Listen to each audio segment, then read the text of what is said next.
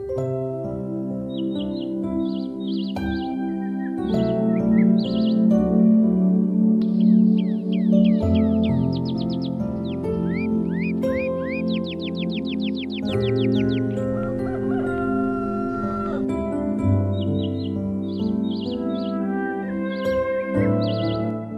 berjumpa kembali Bapak Ibu Saudari-saudara umat beriman terkasih dalam Tuhan. Para pendengar setia Renungan Mutiara Pagi dimanapun Anda berada, selamat berakhir pekan bersama keluarga dan komunitas Anda. Pada hari Sabtu tanggal 18 Desember 2021 ini, Saudara Agus CSSR mengajak saudari-saudara merenungkan Injil Tuhan dari Injil Matius bab 1 ayat 18 sampai 24, kelanjutan dari Injil tentang silsilah Yesus kemarin. Dalam nama Bapa dan Putra dan Roh Kudus. Amin. Kelahiran Yesus Kristus adalah sebagai berikut. Pada waktu Maria ibu Yesus bertunangan dengan Yusuf, ternyata Maria mengandung dari Roh Kudus sebelum mereka hidup sebagai suami istri. Karena Yusuf suaminya seorang yang tulus hati dan tidak mau mencemarkan nama istrinya di muka umum, ia bermaksud menceraikannya dengan diam-diam. Tetapi ketika Yusuf mempertimbangkan maksud itu, malaikat Tuhan tampak kepadanya dalam mimpi dan berkata, "Yusuf anak Daud, janganlah engkau takut mengambil Maria sebagai istrimu, sebab anak yang di dalam kandungannya adalah dari Roh Kudus.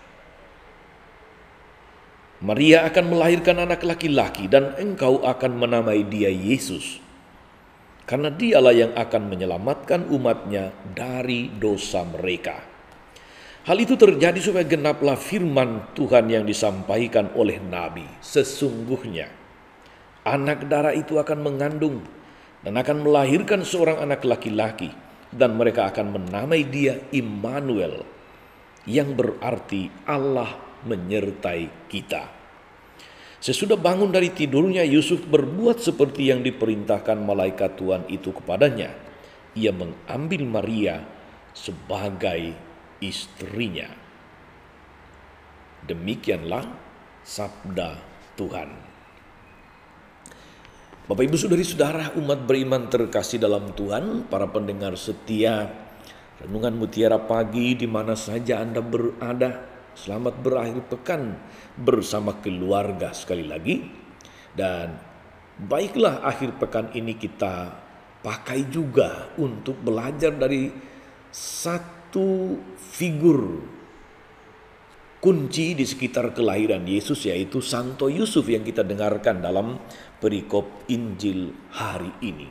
Saudari-saudara, kalau kita renungkan dengan seksama, dengan serius, iman Yosef yang bertanggung jawab membesarkan Yesus Kristus dan melindungi Maria, Bunda Kristus, itu tentu tidak kalah dengan iman Maria yang berani berkata, "Aku ini hamba Tuhan, jadilah padaku menurut perkataanmu itu." Yosef atau Yusuf, saudari-saudara, jelas adalah seorang pemuda yang murni dan tulus, pemuda yang rendah hati dan taat. Sebagai seorang pria muda, tentu Yosef tidak mengerti mengapa Maria bisa hamil. Namun ketulusan hatinya, kesalehannya sebagai seorang beriman mengatakan kepadanya, dan itu lebih kuat mempengaruhi dirinya, bahwa Maria bukanlah orang jahat. Maria bukan perempuan yang tidak baik. Maka ia mengambil jalan tengah, yakni dia ingin menceraikan Maria dengan diam-diam. Karena mereka sudah bertunangan sebetulnya, sudah mendekati pernikahan. Tindakannya itu, yaitu menceraikan Maria diam-diam, kalau jadi, itu akan menyelamatkan Maria. Sebab khalayak tahu bahwa dia adalah tunangan Yusuf. Dan mereka akan berpikir bahwa anak dalam kandungan Maria adalah anaknya Yusuf. Jadi Maria selamat. Dia tidak akan menerima hukuman rajam. Suatu hukuman yang tentu menjadi malapetaka andai Yosef kemudian menuntut Maria karena dia hamil, bukan karena persatuan dia dengan Maria, tetapi karena Roh Kudus. Saudari-saudara, umat beriman terkasih dalam Tuhan kita Yesus Kristus, dengan keputusannya itu Yosef tidak membiarkan Maria dihukum rajam, sebaliknya dia juga bisa memulai hidup baru tanpa beban batin. Jadi semacam win-win solution.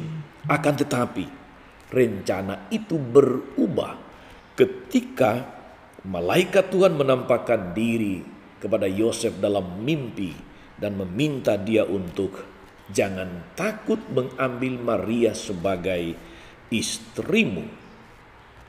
Anak yang dalam kandungannya adalah dari Roh Kudus. Dan dia diperintahkan bahwa nanti kalau dia lahir, anak itu lahir, dia harus menamai dia Yesus. Sebab dialah yang akan menyelamatkan umatnya dari dosa mereka. Dan di sini saudara-saudari, sekali lagi dalam ketulusan hatinya, Yosef menampakkan jati diri yang sebenarnya. Tanpa bertanya lebih lanjut, tanpa diskusi, tanpa banyak komentar, ia langsung bertindak. Dia mengikuti suara Tuhan lewat malaikat. Maka sesudah bangun tidur, ia mengambil Maria menjadi istrinya.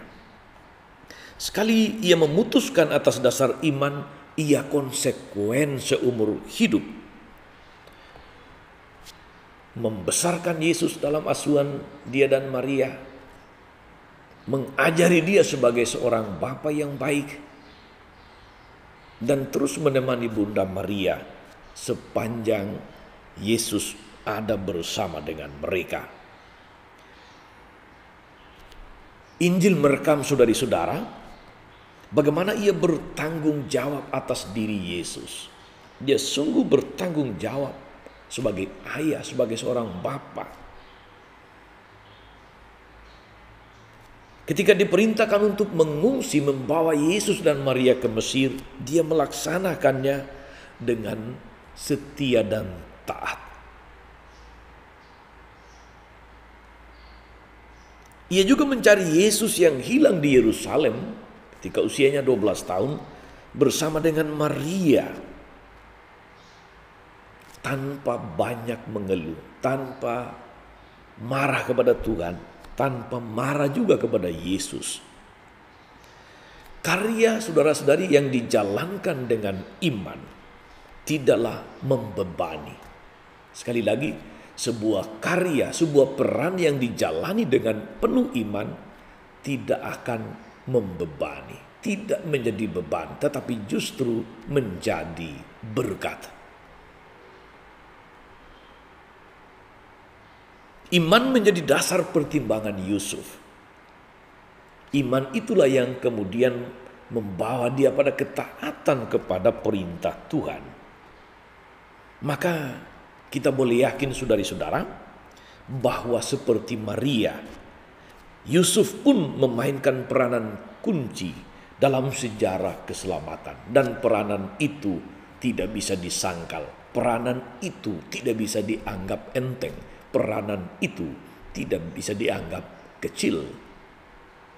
Saudari-saudara, umat beriman terkasih dalam Tuhan, iman Yosef mendasari segala keputusan, mendasari seluruh karya bagaimana dia menjalankan perannya sebagai seorang suami dan sebagai seorang bapa bagi Yesus.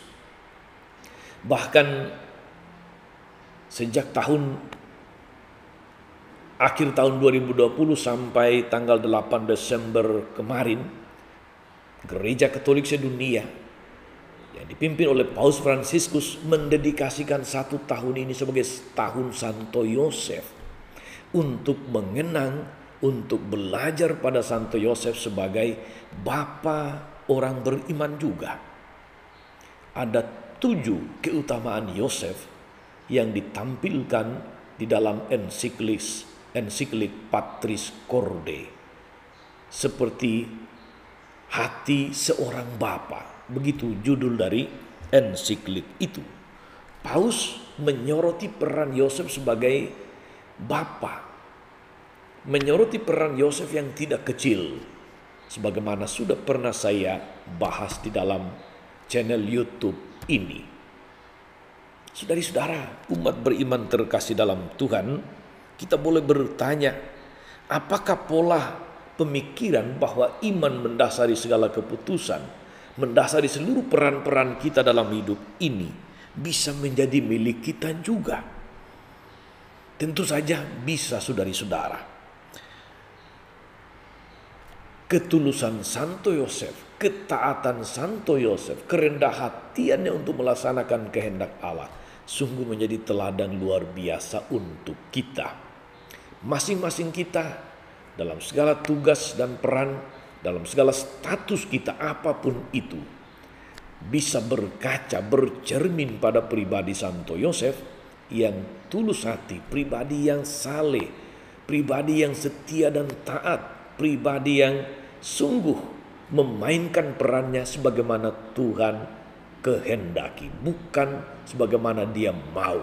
Dia melaksanakannya dengan konsisten, konsekuen sampai akhir hidupnya. Moga-moga kita semua yang juga dipanggil Tuhan dengan status dan peran kita masing-masing mampu melaksanakan tugas dan peran kita